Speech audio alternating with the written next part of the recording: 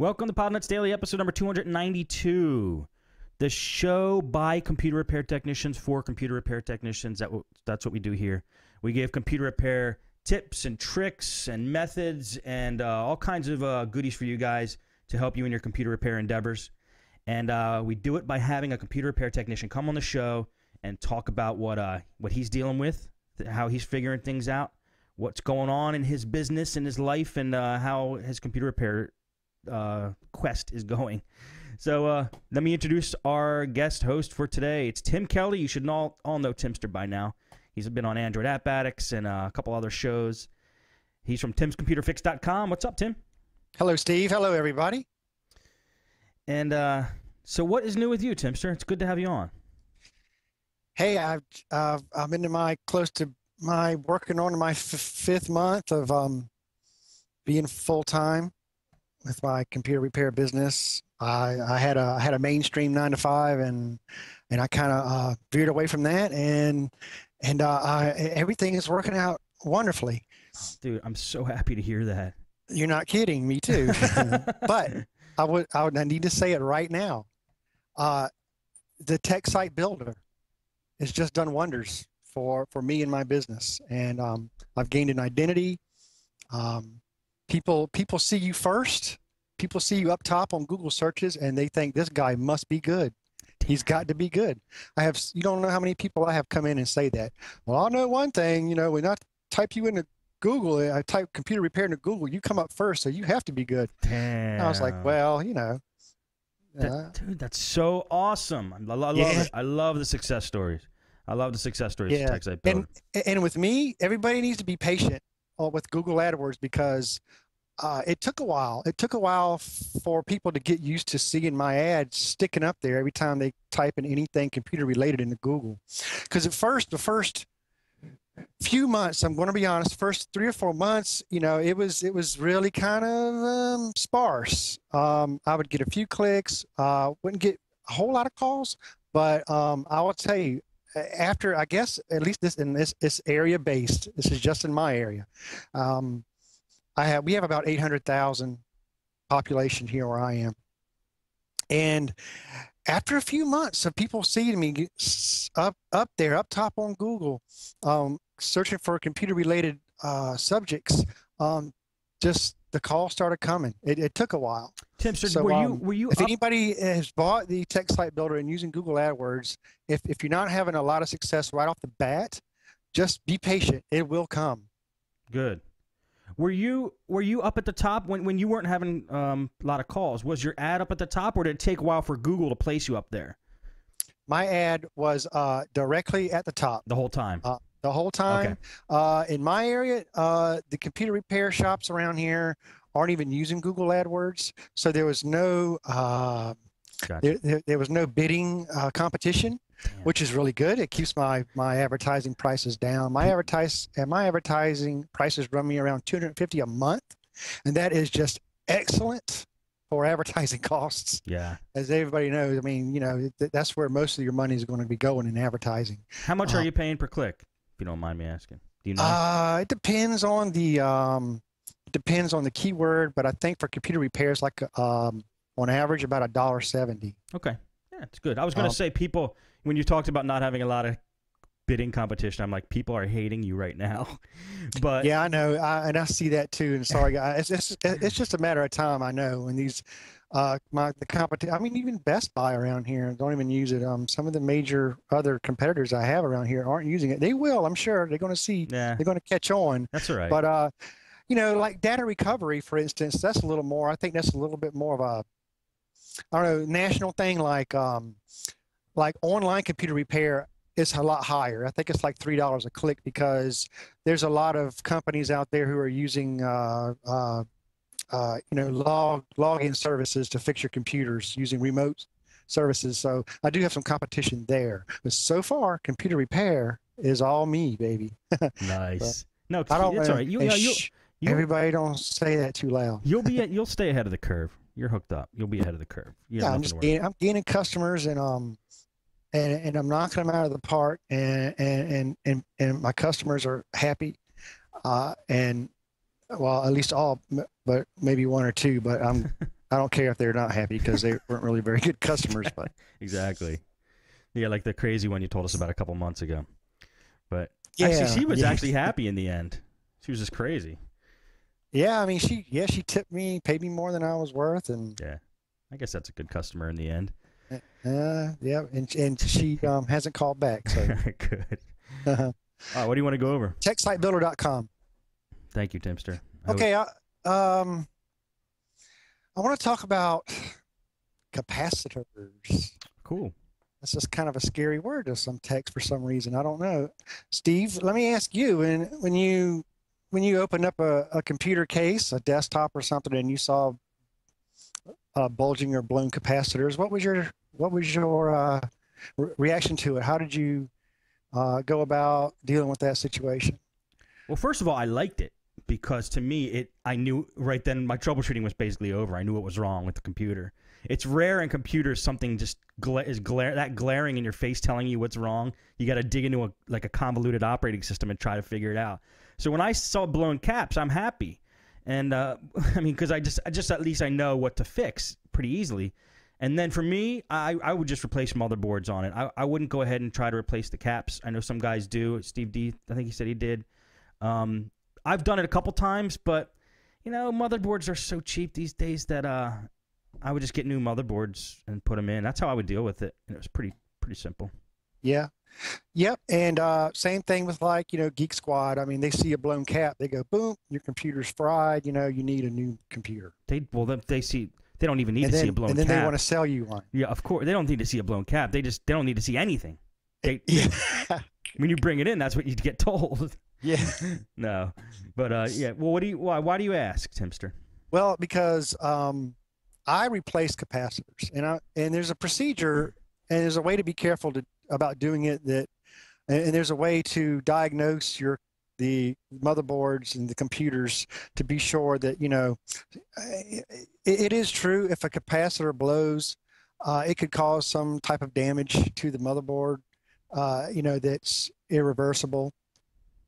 But I have been indulging in replacing capacitors, and I guess an example I could give is, okay, I had this guy call me. I did an on-site job. He was having trouble connecting wirelessly to his router. He was using a USB wireless receiver, and when I went over there, sure enough, it was connecting, then dropping, and then connecting, then dropping, and then it wouldn't connect at all, and then you reboot the computer and a few times, and I was trying. I brought another USB one with me, tried that. It was doing the same thing. Then I rebooted the computer again, and then one other time when I rebooted it, during the boot process, the whole computer just shut off, and that's whenever I opened the case and I saw the blown caps. It had several blown caps actually, and it was all like one type of capacitor. Right. that was blown, and they were all like in a line and real tight together. And they're always the ones near the processor for what they work for me anyway. A lot of times I've have some that there are that are randomly throughout the board, but are the same farad. We'll get into farad here in a minute, but anyway. So, right then and there, like you said, my troubleshooting stopped. I says, there you go. You have blown capacitors. We need to correct this problem. I feel pretty confident that these strange issues you're having, because he said it was kind of something that was happening. It just kind of eased into the troubles. First it was every other day, once a week, then it was every other day. And then now it's never. So that kind of told me that that's kind of how capacitors do. They'll kind of make things happen in a weird things happen slowly until everything just dies.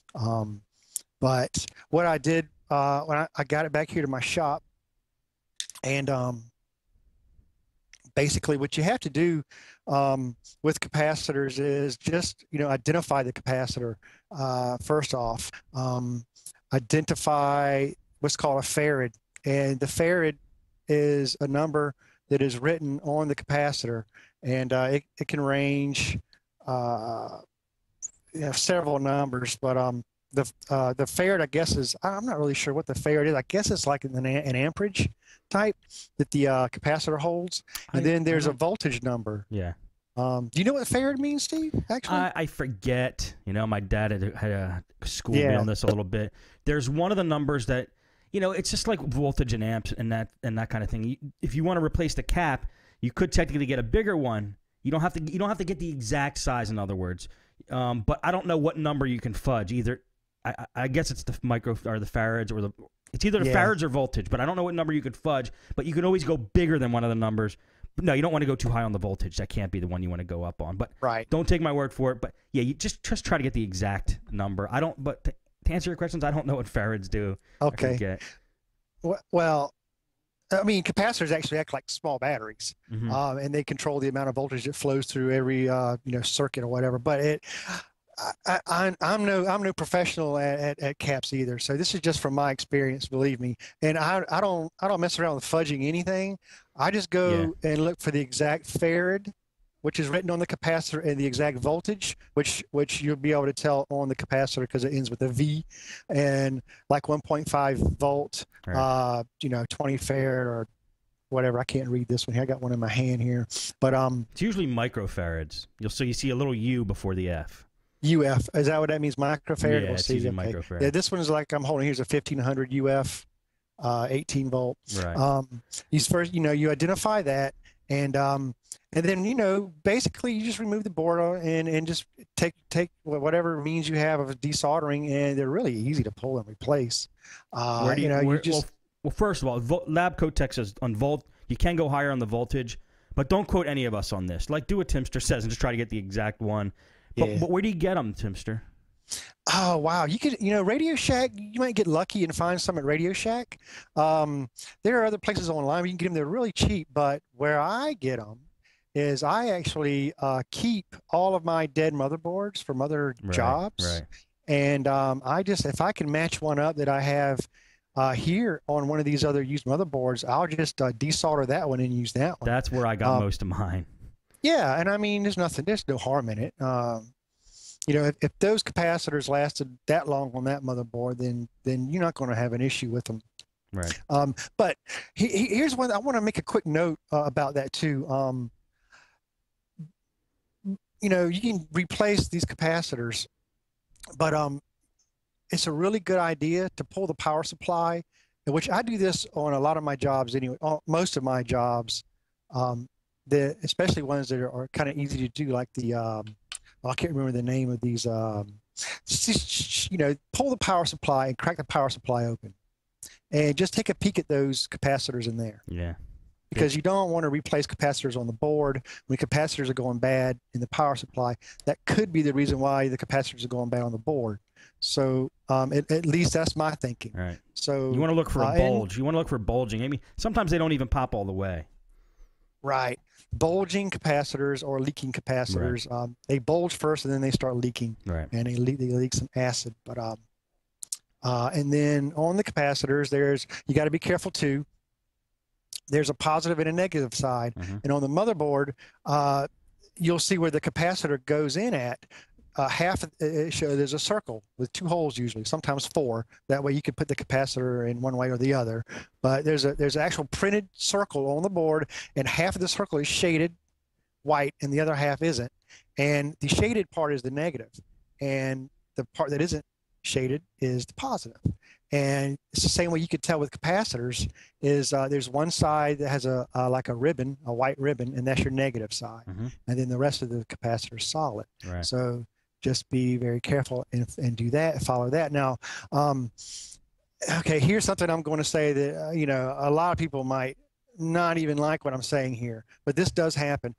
Ideally, when you resolder a capacitor on a board, they come with these really long, new ones do. They come with these really long feet, these really long legs.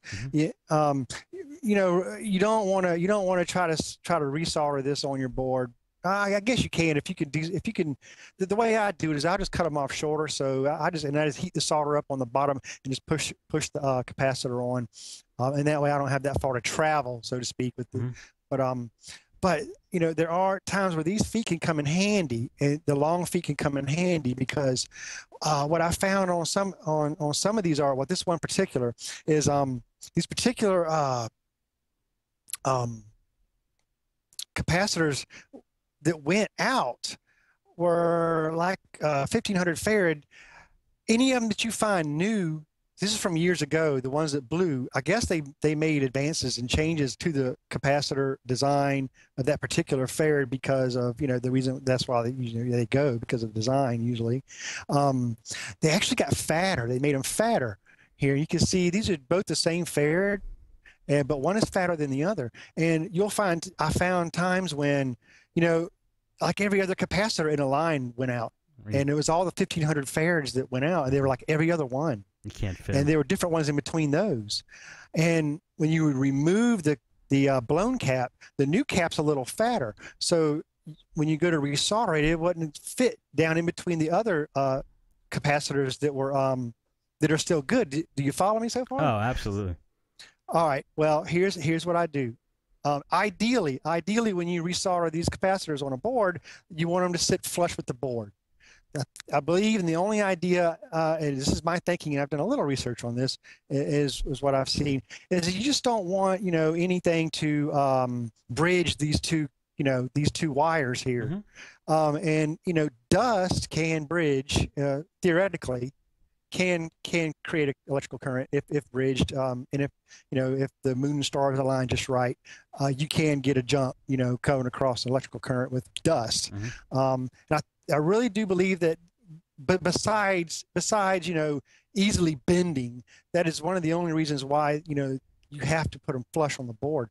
Well, with these particular ones that I did, I actually just pushed soldered the capacitor to up high, to where it just sitting on top of the other existing capacitors. Right. And there's absolutely nothing wrong with it. No. It's doing the same job that it's always done. And, the only issue I can see with that is if a bunch of dust builds up, it could short, or if somebody knocks the heck out of the computer or goes digging around in there, it could easily bend it. That's not going to happen, at least with the customer I was dealing with. Obviously, he hadn't cracked his case open in years. So I do just push the blowing of the dust out of the computer big time. I make sure that he knows to do that, and I know he won't go digging around in there, and it works now. Way to go. Yeah, I take it a step further, Timster. I sometimes would freaking attach wires to the capacitor, then take that wire, go to the motherboard, and just put the capacitor wherever the hell I wanted on the motherboard, like hot glue it down somewhere. Dude. Okay. Yeah, I got innovative. A lot of times because I didn't want to take the whole motherboard out, or some crazy reason. I can't remember what. That is awesome. I know. Don't do that. It's not a very good idea. Dude, I thought I was being a little crazy. That's pretty cool though. Yeah, that's what a great tip. Thanks. Anyway. Yes. After you just want to be sure, that after you put your new capacitors back on the board, then you just thoroughly test it. Throw in, a Linux live CD, go through, test everything. Right. Test all the USB ports, just everything. Just run through the gamut, thoroughly test the board to be sure it's functioning properly, and from that point, you really don't have anything to worry about. You can go ahead and do whatever you do is in your normal, repair, reinstall the operating system or whatever you have to do. Now, tips on capacitors. This is like, let me just bring this up. I might as well now. This is not confirmed, but we don't know if the capacitors that were coming out that you're replacing, is it because they're faulty capacitors? Because like there was only a certain time period where caps were blowing. It was around like these when the Pentium 4s were running heavy, and you see a lot of machines around the same time period that just caps didn't blow, and there were different types of caps.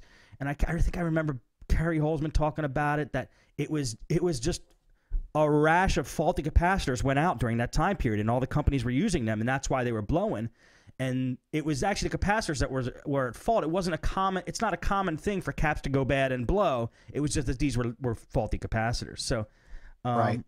So I guess you got to be careful with what you replace them with as well. Well, yeah. my thinking on that as well. Well, one, that's why I say check the power supply. A lot of some computer repair shops that I am aware of will recommend that you just replace the power supply um, and the motherboard. Okay, so I guess it could be a faulty power supply blowing caps. Right. Well, that's why I say crack it open and Right. check. Just look in there. Good I mean, point. to me, in my opinion, if you can open up your power supply and see that there's no caps, then your power supply is gold.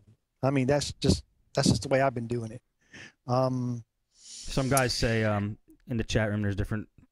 Yeah, so Steve D says it could be just a bad board that blows the caps. And we've seen the video on his with the exploding cap. Right. And then there's some other opinions in there as well. Right. But, well, I know I have noticed a pattern that I've been seeing on the ones that I replace on boards, that all the same type of capacitor would blow while all the rest of them are the same. Now, I don't know whether they're on the same, the same line, the same circuit or what have you, but it's just kind of ironic. All the same type, all the same exact capacitors, on the board go. Right. So, there could be the capacitors there. I really can't say for sure until I start having these boards come back to me. Exactly. With the same caps blowing in them. I'm just going to keep doing it how I'm doing it until I, see anything different in the pattern. Good. I would do the same thing you're doing too, because then there's no way of telling if it's the caps or the board that's bad until you do it your way. You're thoroughly testing it. You're doing it right. I don't know, but isn't it the capacitor's job to prevent, overvolting and stuff like that? So I don't see how it could be the board. No, they're not really fuses, I don't think, are they? I mean, I thought they regulate current somewhat. I mean, they don't prevent overcurrent, but I don't know. I don't know either. Yeah. Okay. So, I mean, and with me, I can charge, I can replace caps and charge, a good bit of a labor for that, and the capacitors are cheap to next to nothing if I got them sitting around my shop. If you can repair caps, you can charge a ton. It's like it's like giving a refurbed motherboard. I mean, guys used to take the DX or the GX280 motherboard out of that Dell on eBay, replace the caps, and sell it as a refurbed motherboard. That's all they were doing. A whole company that was their company, was based on replacing. In other words, if it wasn't for the GX280, that company wouldn't exist. But they were just taking all the bad motherboards from that computer, replacing the caps, reselling the motherboards as refurbs, and it's a refurb motherboard. That's what it is. So yeah, you could definitely charge good money for that. I agree.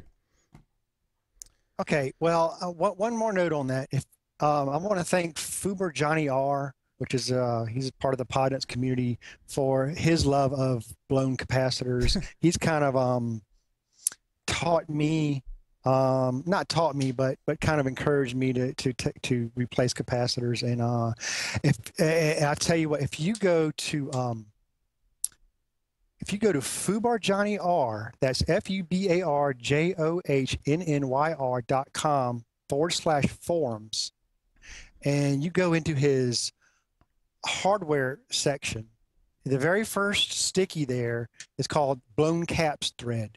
You will see an unbelievable collection of pictures of blown caps on every PCB imaginable, be it motherboards, video cards, power supplies. I mean, he's got this love of blown caps that is unbelievable, and it's kind of entertaining to flip through all of his pictures, and I've even posted a few in there because I don't know, he kind of got me into it, but yeah, I got to give him props. A love of blown caps. That's so funny. Yeah, he's like a blown cap fetish, I think. Yeah. Wow. Loves them. She should have start a website like blowncaplovers.com or something. Yeah, I mean, I think that would work. I'm going through this site now. This is awesome. Yeah. They're good. They're great pictures too. I mean, they're high quality. High quality. Oh, these ones blew out the bottom. Oh yeah, I think I saw that. Yeah. Interesting. It's a great site. Okay, FubarJohnnyR.com/forums. Definitely. Yep. Check it out. In the hardware section. And you'll definitely check that out. All right. Yeah. Okay. There's a little bit of virus talk here. I don't know. I mean, there's viruses. These hijacking viruses that hijack your desktop. Um, there's been one that I've been getting in back to back to back, and it's called System Tool. And right here, I posted in the chat. I took a little screenshot of what it looks like when it hijacks your computer, and it's quite amusing. I gotta pull it up. Hang on one sec. I do not. I'm stupid. I do not have that chat on this screen capture computer. I gotta get that wired in. Go ahead. I'm sorry. Yeah, it's quite amusing what it throws up as your desktop background. It hijacks your desktop background, and it like warns you. It talks about your mother and your father and your kids, and all that. And I've had several customers come in here who are just scared to death that think all of their computers in their house are going to get taken over, and their bank accounts are going to get closed down or hijacked into, and all because of what they put on the screen here. Is just hilarious. Can I read it? Let me read it. This is too funny. It's a blue screen. It says with red letters, "Warning, you're in danger. Your computer is infected with spyware. All you do with computer is stored forever in your hard disk, period. When you visit sites, send emails, ...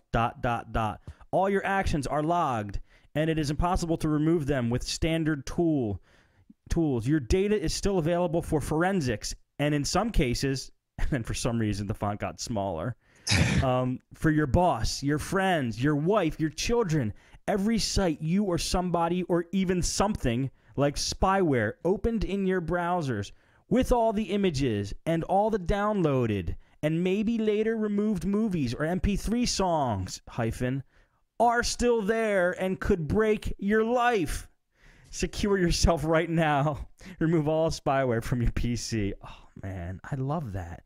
We got to send that to like Jay Leno or something. That's amazing. Can you believe it? That's so awesome. I don't want my life broken. I'm scared. Yeah, that's what they said. And it's not, rare. I mean, it's seriously, I've had like 3 computers, like I think 2 in one day that came in with that exact same desktop background, and then what do you another do one the next day. And to remove them, we could talk a little bit about that. I mean, the first few steps. I mean, some of them are worse than others. Some of them will like take over your .exes, and just totally just bonk your whole system. But a lot of them are really kind of easy to get rid of if you approach it correctly. I found a lot of times with these hijacking viruses that you could just boot into safe mode, and it'll keep them from booting up immediately, and then just run the gamut of super anti-spyware and Malwarebytes. And then sometimes you could even go into add remove programs or an XP or program files or whatever in Vista or 7 and just uninstall them. And a lot of times that'll take care of it. Sometimes not though. Another thing you could do is go into your system processes with what is that? Control-Alt-Delete. You can look in your processes, and you can try to stop it there, and then that'll kind of give you enough working room to run your tools to get rid of them. So now, they're not really. What does this try to attempt to get you to do? Because it's just a background. It does the thing where it does the pop-ups down in the toolbar where it says, it says, click here, you have viruses. You click there, it'll throw up a fake scan. It'll look like you're scanning thousands of files. It'll tell you it found thousands or hundreds of viruses, and then it'll tell you to click here to remove them. And when you click to remove them, it'll say you need to upgrade to the full version. Click here to purchase the full version, and then the rest of the story. If you click there, then they want your credit card information. I see. Which once you do that, what? I actually had one guy real quick. I forget what the virus was. It wasn't that one, but it actually gave a phone number, and my customer said he actually called the phone number, and somebody answered the phone and was wanting his credit card information over the phone. That's I was like, so awesome. "You're kidding." That's amazing. Yeah. So just be careful with that. If it doesn't, I mean, if it doesn't seem right, don't do it. Don't Get don't the give out your get the credit card. phone get the phone number. We'll call it next Nuts at Night. That'd be great. Yeah. Yeah. But yeah, and I've been having a problem with .NET Framework a lot of times with this system tool virus. Maybe it's just me or just coincidence, but I always seem to get them when I remove them and I get my Windows updates, rocking really good and trying to clean the system up. But I always have a .NET Framework problem a lot of times with this virus, and I've really been fighting with it a lot. I think Steve D knows about this, but and I've been trying to find ways to fix it. And there's several tools out there. They're .NET Framework cleanup tools, and that I haven't been getting to work. And if anybody knows of a good way to fix .NET Framework issues, I've done things like combo fix, check disk, boot wreck. Just not boot wreck, but what is it? SFC scan now, I think. And I've just run through a whole gamut of stuff and a lot of research I've done to try to fix .NET Framework problems. Yeah, if anybody knows, ultimately you can do just a repair install. Post it in the forums if anybody knows. I mean, Tim's, yeah, and then we could use some help on that. Yeah. Yeah, I guess of course a reinstall. Did you say a reinstall or repair? Well, repair and install would probably I would think would fix it up. Why don't you just reinstall the framework? Can you do that? I tried that. Okay. It didn't work. Okay. I mean, you can pretty much break Windows if you uninstall all the .NET Framework, SP1, okay. SP2, and all. Which I've done that. I've tried it. I've successfully uninstalled it and gone back and let Windows Update kind of reinstall everything, or manually reinstall the service packs on .NET. To no avail. That still comes up in update. It always wants to update .NET Framework, and it's one of those updates you can't hide. It'll update everything else but that, but I don't know. Very aggravating. Yeah, it sounds like it. You remember them days, Steve? Yeah, well, I mean, what you're talking. There's not. Is there service packs just for .NET? Yeah. Oh man. Yeah. Things have come a long ways, haven't they? And once I see .NET Framework problems, I go, oh man. Somebody help out Timster. Contact him and give him a solution. Yeah, if anybody knows, it'd be great. All right. Okay, next, computer parts. Yes.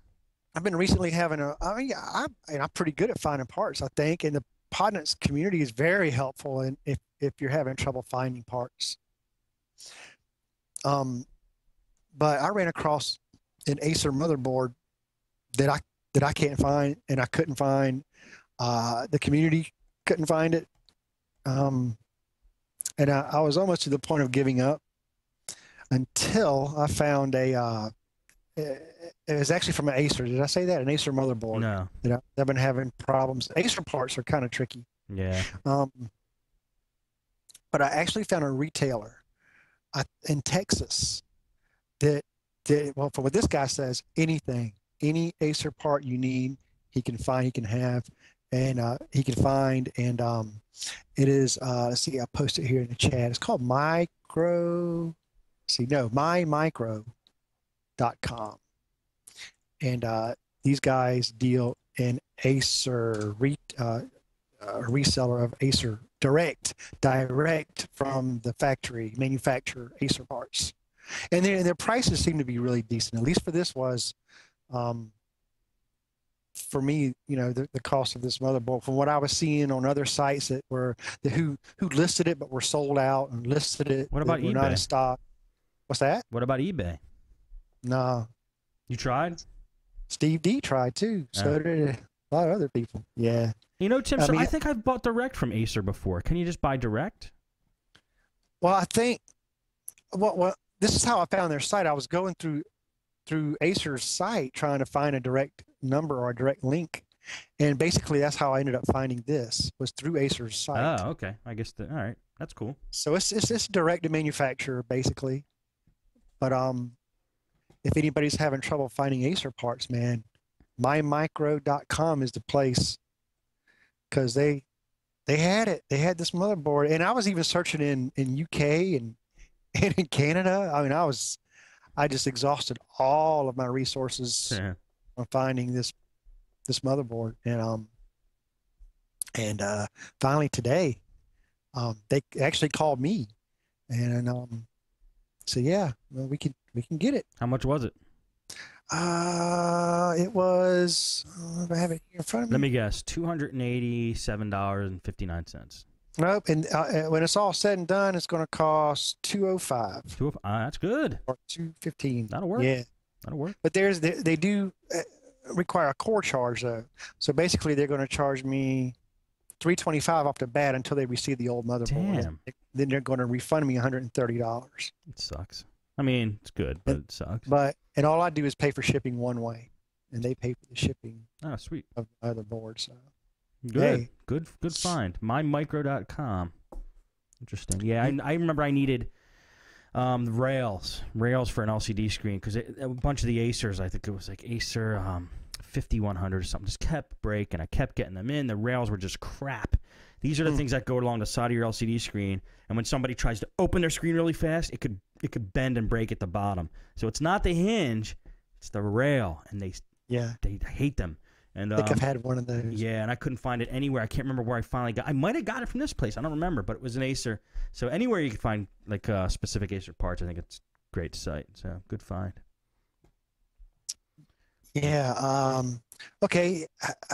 I know how, Steve, you love guessing what troubleshooting stories. Like you like guessing what the problem is. Yeah. The RAM. Okay. Well, here's one for you. The RAM. All right. You already guessed. Am I right?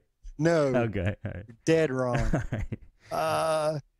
I had this guy bringing a laptop who basically not a laptop, but a desktop. And basically what he tried to do was be a computer repair technician. And he had his friend's computer, and who he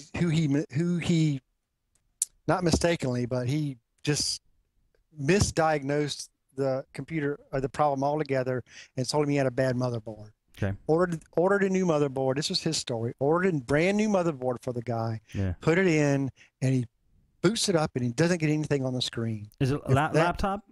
It's a desktop. Okay, desktop. Okay. Yeah, like an HP older model desktop. I don't have the exact model number here, but anyway, that's not important. It had an IDE hard drive, so that'll tell you how old it is. So Okay. IDE hard drive, IDE DVD drive. No, I don't even know what kind of processor. But anyways, so he found me via the tech site builder, and he brought it into my shop. He told me that story, and so he says, "Can you please help me? I don't know what's going on with this thing." Okay, so I plug it up, power it on, fans come on, blank screen. Say, okay, well, let's just, start taking parts, off. So start disconnecting parts from the board. I disconnect everything from the board, except for, my video card. It's not a video card. It's got onboard video. So, I pull all of the IDE, the modems and any of the PCI, couple of PCI slots, like a modem adapter or what have you. Everything, stripped it down to where it's just a motherboard and powered it on. Can I guess? Yeah, sure. Was it like a smashed-in USB port? Nope. Okay. Go ahead. Keep going. Powered it on, still no screen. So I'm like, wow. That's, I said, it's brand new motherboard? He said, brand new. And you're using onboard graphics? Onboard graphics, yeah. And I was like, wow, for a brand new board, it's almost looking like it's the motherboard, but that's really rare for a brand new board to be bad, So I says, well, let's just try one thing. Let me just reseat the CPU. Let's just pull it and reseat it. So I undid the clips, to the heatsink, and the heatsink just pulled right off like it was nothing. And I was thinking, oh, he didn't use any thermal paste, right? And I flipped the heatsink over, and the CPU was stuck on it, and it came off with like 0.4. I didn't have to pull up or anything; it just came right off. And then I noticed, but the clip was down, to latch the CPU. Yeah. And I'm going, that was too easy to pull off. So I asked the guy, I says, hey, you put the CPU in here, right? He says, yeah. So I took the little clip on the socket and I flipped it up. He goes, I didn't know it did that. I was like, oh, really? He goes, yeah, I didn't know that. I didn't do that. Oh, serious? So he basically just set the CPU down on the socket without, flipping the latch up, and then mounted and put all this pressure with the heat sink on there. So I was Oh like, well, there's the man. problem. There's the problem right there. Right. So, I showed him the right way. We go, he said, the guy was, all into computers. So I was like, okay, I really don't have time for you, but let's do this real quick. Clean it up. So he couldn't get, how do you get the CPU off the heat sink? It's all stuck on there. Okay. Pull out the whole hair dryer, didn't take 2 minutes, heat it up. It comes right off, Which, by the way, it's a good tip. You heat up the heat sink, and it'll melt the thermal interface material right off to where you can pull a heat sink right off of those things, man. I just use a screwdriver. Yeah, yeah. But your way's better as usual. And that's after you rip it out of the socket, right? Right. Yeah. Okay, real quick, got to finish this story out. Yeah. Okay. I already know how it ends. I already know how it ends. You put it back on. It still didn't work. Then you looked under the CPU and you found a bent pin. Because if that guy's putting that seat, if he's trying to seat the CPU with it still sucked to the heatsink, he smashed it down on that thing, and there's no way all the pins are straight. Well, that was the first thing I did was grab my magnifying glass and check the pins. Okay. Pins look fine. Okay. So it isn't that. So we got it all back in there right. Like you said, we turn it on. Still don't have no video. I'm like, oh, geez. And but this was after, I plugged everything back into the board, Right. After we seated that because, I had it. Right, but right, turns right. out, nope, still no video. So here we go again. So so I unplugged everything from the board again and powered it on, and I got a display, got a screen. Okay. Yay, Right. BIOS. All right. So now we're narrowing it down here. So I said, well, let's just check the hard drive. I pulled the hard drive out of the case. I put it on my bench computer. I ran some tests on it, and it tested perfect. There, nothing wrong with the hard drive at all. Mm-hmm. I was booting everything up without the hard drive in it, with plugging all my other IDE cables back in, Mm-hmm. and it was booting up good. Got down to, so I finally plugged the hard drive back in, booted up. No screen. The hard drive, plugged the hard drive in, no screen. I just checked the hard drive on another computer, and it booted up fine. And then from that point, I actually started to smell a little bit of things you're not supposed to smell, when you burnt. Right. And I'm going, what is going on here? So basically what it boiled down to, Steve, you still don't know? I actually smelled something burning. I was going, damn. So I took the hard drive back. I put it back on my bench computer. It booted up fine.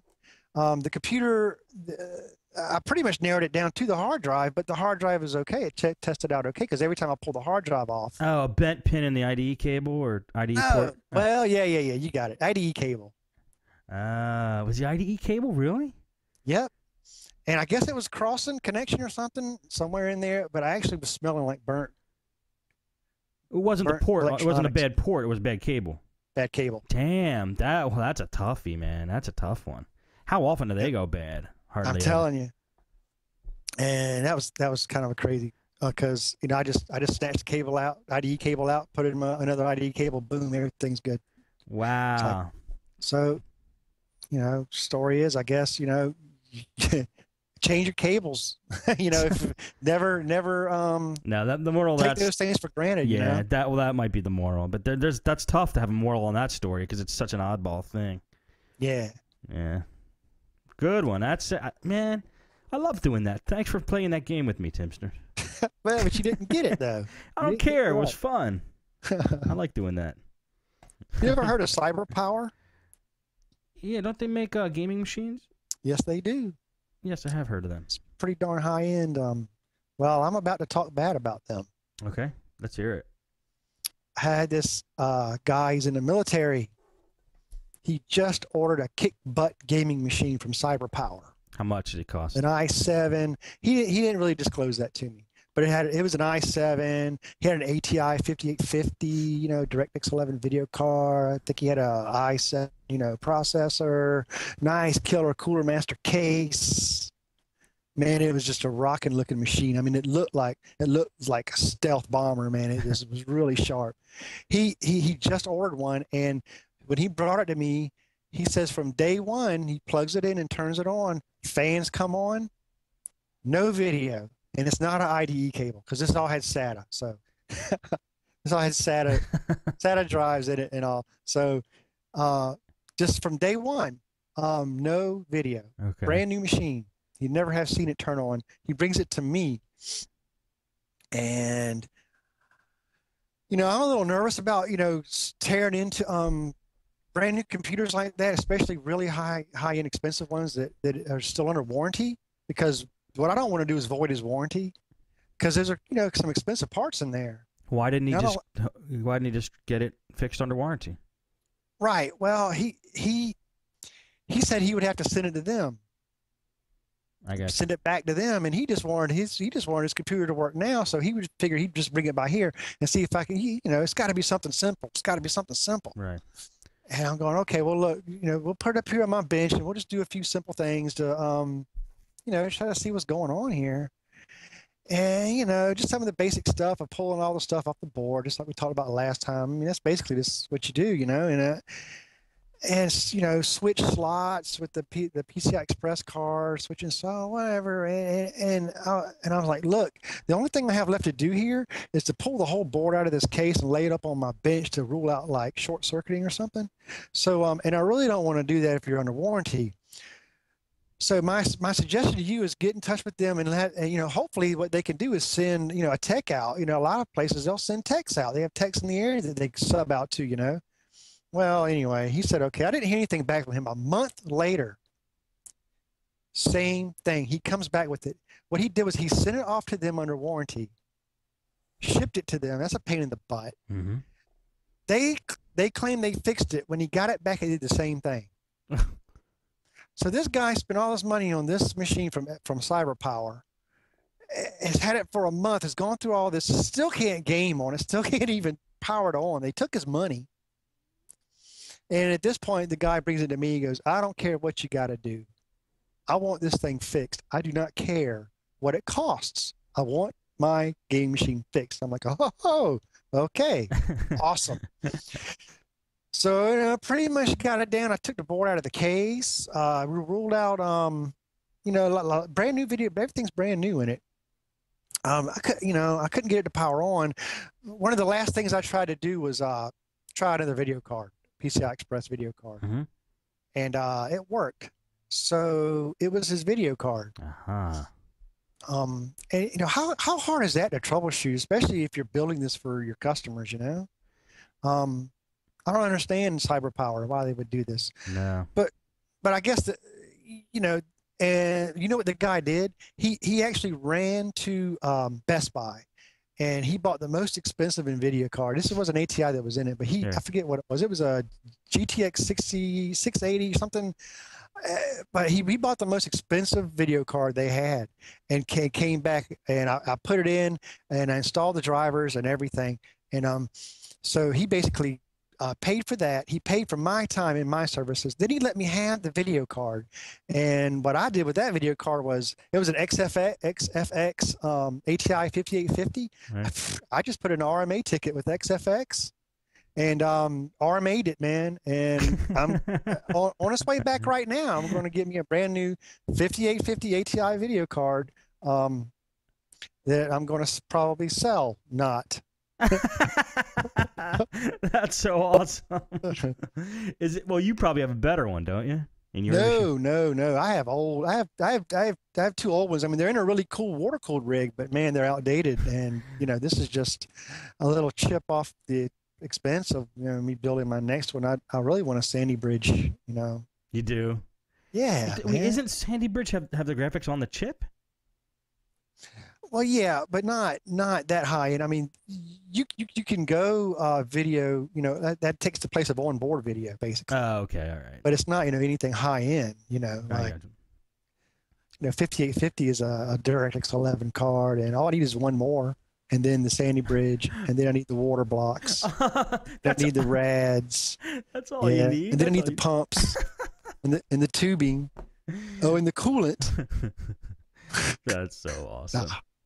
Dude, well, you wouldn't just run it with one, right? I guess that's unheard of, running it with one video card. Oh my God.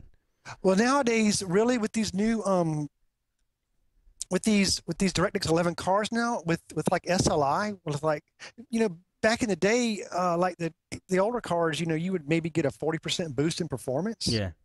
But now you almost double. I mean, you add another card, it's double the performance.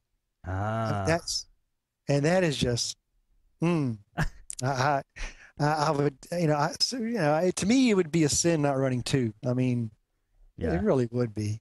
I mean, you have the technology, you know, and you have, you know, if you're going through all that, Well, you how might much as well would it run cost to two. get another one of those cars? $350 or something?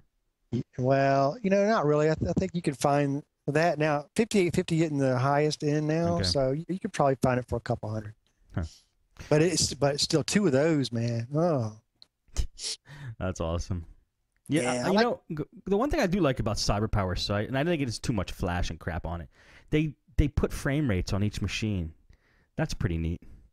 In their ad, they tell you the frame rate of how fast games play on it. What? I don't know. I don't. You don't trust it? Nah, I mean, I want real world benches. I want it on my bench. I want to see for myself, you know, Yeah. what the frame rates are. Um, well, let's see. We're running almost close to an hour here. Let me I want to talk about a couple of things that are really good for your shop. Okay. Tools that are good for your shop, I guess, or things that help you be more organized. I want to first talk about power supply testers. I think they're all just a big gimmick. I used to preach them. I used to love power supply testers, Yeah. but really, they're just a gimmick. Don't waste your money on power supply testers, in my opinion. I have ran across too many times, and I have several different kinds, by the way. I had the one you had called Cyber Power. Or no, not Cyber Power. Oh, what was it called? Steve, help me out on that. Was it a thermal take? Was it a computer doctor or something like that? Or something doctor? Yeah, something doctor. Anyway, I have one that has LED readouts on it, you know, lights up, really cool. Yeah. And then the one you had, God, I can't believe I can't remember the The lights, name. there was just a bunch of LEDs. Dr. Power, I think. Yeah, they just lit up in a circle, right? The LEDs. Right. And Yeah. it claimed to put a load on Right. the PS, which was really important, you Right. know. Right. Yeah, it doesn't work, man. Too many times I've run across computers that I've trying to figure out what's going on with it. So I says, well, let's just see what our power supply tester says, you know, and I plug it all up into that. All the lights light up, everything's reading good, you know. And I'm going, well, the power supply's okay. Well, let me just try to the power supply anyway. You know, I pull out my old trusty 250-watt power supply and just set it on my bench and just plug a 24 or 20 pin, you know, into the connector, and I plug the CPU 4 pin into the CPU, and boom, it powers right up. Right. And I can't count how many times that has happened. And I'm going, what are these things for then? You know what they're for? They're to tell you if the power supply is bad. It's not to tell you if the power supply is good. It'll tell you if the power supply is bad. Dude. Yeah. What's the difference? Well, you know what? I'm because all the lights won't light up. At least you'll know it's bad. No, it was a bad power supply, and all the lights lit up. But I mean, okay, say you plug one in and all the lights don't light up, then you can just throw it out. Then you know it's bad. So I don't know. No, you're right. It doesn't make any sense. I'm not making. To me, and see, just because a desktop computer has say a 450-watt power supply in it, and you're suspected it might be the power supply, well, if you have an old, known good 250-watt power supply sitting around, don't waste your time trying to get a power supply tester. Just pull that out, and all you need is 250 watts because you're not plugging everying into it. Just a 24 pin in the CPU. Yeah. And it's probably cheaper than buying a power supply tester. Buying a 250-watt power supply. No way. I have a 250-watt power supply here that I had from an old gateway system that died on me. I know at least 4 years ago. That's what I'm saying. It's cheaper than actually buying a power supply tester. Just buying another power supply to test with. I thought you said it was cheaper to buy a power supply. No, sorry. No. Yeah, it's I'm with you on this. I know. Yeah. I always want to tell you, don't waste your time buying a power supply tester. You know, I think it's just all bells and whistles. You know, it's really cool when you see it all light up and you go, yeah, the power supply works. And I even have one that reads voltages, you know, supposedly reads voltages. Right. Well, like you say, it can read voltages, but it doesn't read amps. And that's where they fail, you know. True. That's true. Good one. Good tip. Yeah, do you have, or did you used to have, and I'm sure a lot of guys do have a lot of old hard drives laying around. I have actually a couple of stacks of old hard drives sitting around. Yeah.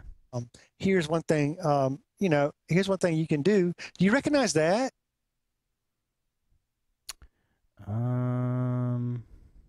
This is a magnet that comes out of, did I say power supplies? I meant hard drives. Yeah, you said hard drives.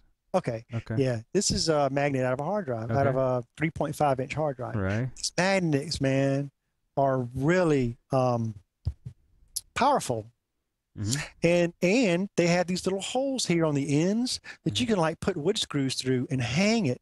And then so all of your tools, man, boom, you can hang your tools up and it'll magnetize all your tools. So you can actually put all your screwdrivers here. So you take two of them, you screw them to a wall and you hang them up? You could take, well, I mean, I've got 12 hard drives sitting over here. I can have as many magnets as I want. Did you actually do it? Did you actually do it? My bench is made of wood. I mean, I can mount these things. Okay, another instance here. This is a tip to one of my screwdrivers. You know, I have interchangeable tips on my screwdriver. Yeah.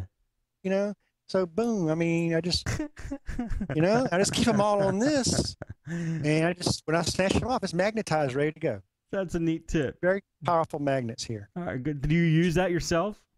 Yeah. Yeah, you do? Yeah. I'm talking about it. Definitely. Neat. I mean, that's cool. I like it. That's a good tip. It works, and it's a good place to store your tools. Okay. I've got one more thing here that I bought from Micro Center. Sam's. Okay. Sam's Wholesale here. I just want to see if I can get this camera over here and see if you can see here what I'm talking about. You see this guy? It's a box. It's a laptop. Okay. Pull it a little closer here. There's a laptop on top of it, but these are actual, it's on wheels. These are actual nice. Oh, dude, I had something like that. Not as nice as that, but that's where I put all my tools in. Those things are awesome. How much? You can put tools in it. It's different levels, and then I could actually put like some laptops and some netbook jobs that I'm waiting on power jacks or whatever fit really nicely in here. Look at that. That's awesome, man. So man, it's just awesome for organization. And you organize the whole computers in there. That's sweet. Yeah. Yeah. So while you're waiting on parts and the laptop's torn apart, you got to have a place to keep them. Damn, that's brilliant. You're so smart. And then you got your old bins. I had bins like there. That. Keep laptops and all in there too. How much was that? The laptop holder? This here was $30. Sweet. $30 at Sam's Wholesale. Nice. It's like it looks like an 8 for anybody who's listening to the audio. It's like an 8-shelf pull-out drawer thing that rolls around, and it's 8, 2, 3. Is there 8? No, you're close. 10. 10, and you could fit laptops in it, so it's perfect for holding laptops you're working on. Beautiful. Yeah. Beautiful, man. That's a great thing. Great find. Okay, Steve. So I think that about does it for me. All right. This time around. Do you have any voicemails or emails? Yeah, we got voicemails and emails, which is good because we lost your video for some reason. Oh crap. That's all right. Oh, we just got it back. We got you back. And here we go. That's all right. I'm going. I got the camera on me now. You can relax. This is a voicemail. Looks like from Door. Oh no, this is the one where he got all freaked out. Hello, Steve. This is your friendly neighbor, Door Geek. I haven't called you in a while. Yeah, that's when he got flipped out on Vista. I love that one. You should play it again. You want to hear it again? Play it one more time. All right. The stuff has been quiet. This is why I hate Vista. It's the worst operating system ever. Just around a customer's computer. You cold boot the computer, nothing works once the desktop comes up. The start menu is semi-responsive. The icons are semi-responsive, but nothing will boot or run. I launch in safe mode. Everything works fine. I then do a warm boot from safe mode back into normal mode. Everything works fine. I then do a reboot, and nothing works. And no one can explain this to me whatsoever. I unhook everything. Modem, CD-ROMs, floppy drives, printers, USB cameras, and everything. This is an absolutely fresh install, less than 36 hours old, and this is the kind of pain and suffering I have with this one. This message is going to come up any second because I ramble on. Take it easy, Steve. I'll talk to you later. Bye. Some Vista. Check that man's blood pressure. I can see the veins bulging out of the side of his head. Hey, did he ever rectify that situation, Steve? I don't know. Oh man. I don't know. I gotta ask him. There's definitely some Vista hate going on there. That's a classic voicemail. Here's a big one. From Hey, Randy. Steve. My name is Randy Knowles. I go as the tech professor in the forums. And I was just listening to Podnutz Daily 287 with Jose Quesada. I heard you mention you needed some voicemails, so I thought I'd call in. I've benefited greatly from the show. I really appreciate the show. The forums are great.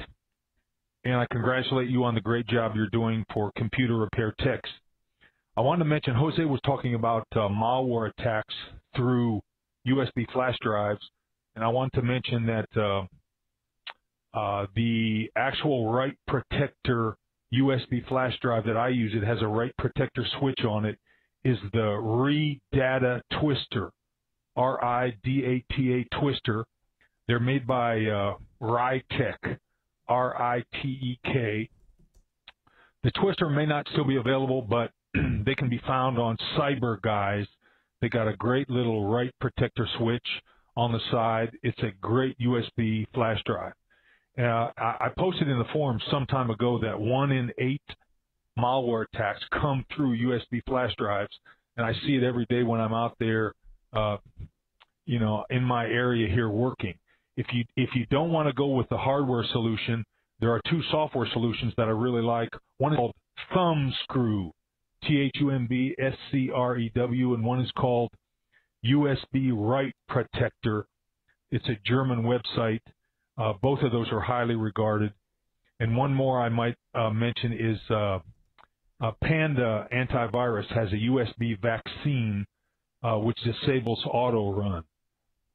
It can be used on individual USB drives to disable the autorun.inf file so that things don't spread automatically.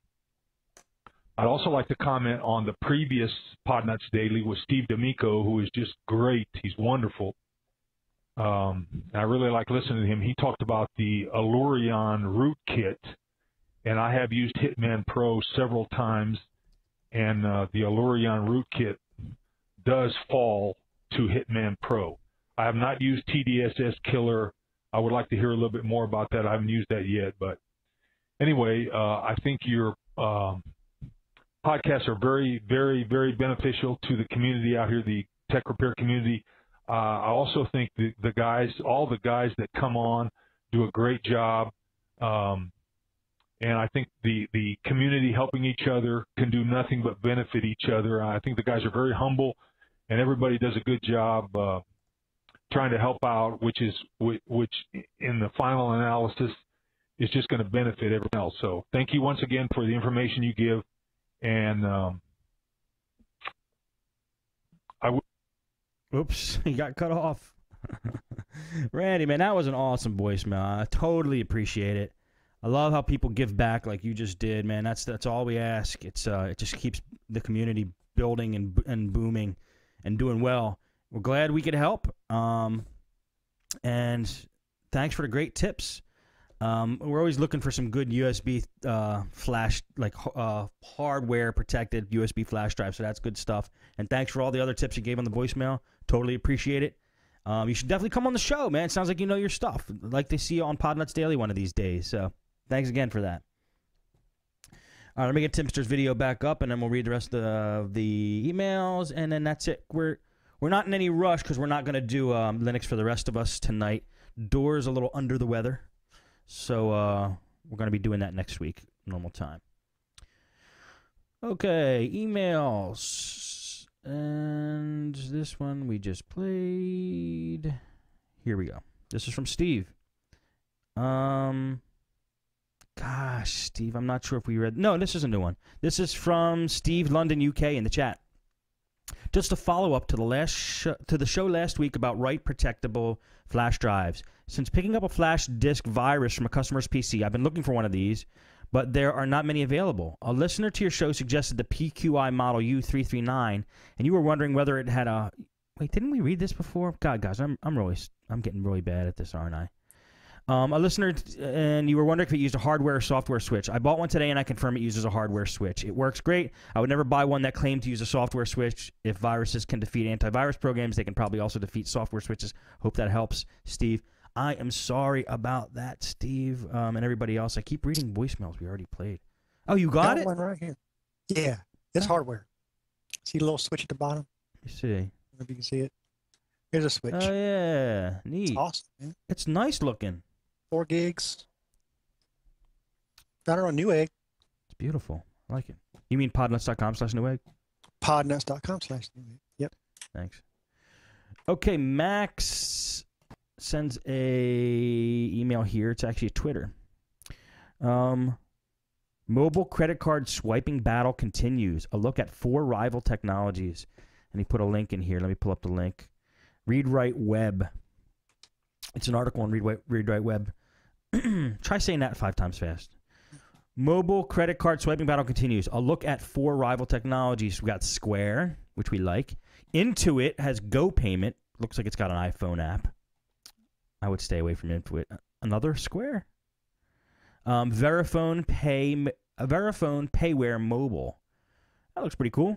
Swiping your credit card right through the phone there. And Roam Pay. Huh. For the world's first BlackBerry swiper. Okay, cool. If anybody wants to check those out, that might be a good article to read. Just go to Read Write Web. And the title, again, is Mobile Credit Card Swiping Battle Continues.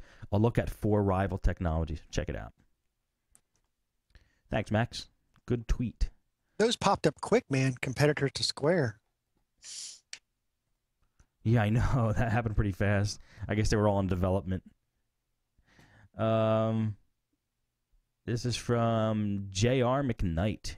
I have 2 write-protected flash drives that contain my utility and anti-malware programs. Neither are perfect for me. I've had a Kangaroo Flash Blue 2. It's 8 gig from Amazon for quite some time, and it works great, except for these 3 issues. 1, it is difficult to see which position a switch is, locked or unlocked. I fixed that by putting a little sticker on the side that says safe. 2, the switch works a little too easily and has accidentally switched itself from locked to unlocked a couple of times while it's in my pocket, and that's not good. 3, the connector does not retract. It comes with a cap, which I have lost twice. Then I bought a Ride Data Easy Drive USB 2.0 flash drive, 8 gig, also from Amazon. The connector folds inside real nice, so there's no cap to lose. 2 issues with the Ride Data. Number 1, you need a ballpoint pen or paper clip to change the switch position. I don't mind this because the switch will not accidentally switch positions as the Kangaroo did. 2, after a while, the tiny lock/unlock logos wore off, so I ended up putting a sticker on this one as well. And you get that at podnutz.com/Amazon. It's Ride Data.